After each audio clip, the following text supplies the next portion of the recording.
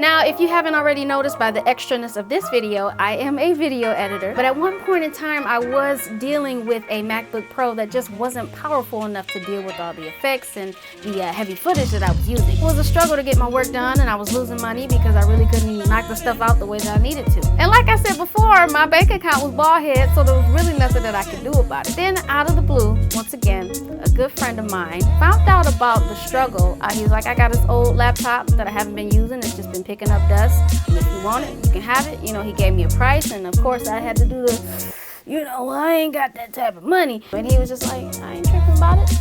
Pay me when you can. Because it took me an embarrassingly long time to pay this man back. When I actually paid him back, he was like, oh, you still owe me for that? Let me check it for it. And I was able to get my work done, and I was able to get ahead, because somebody decided to help me out, and I accepted the help.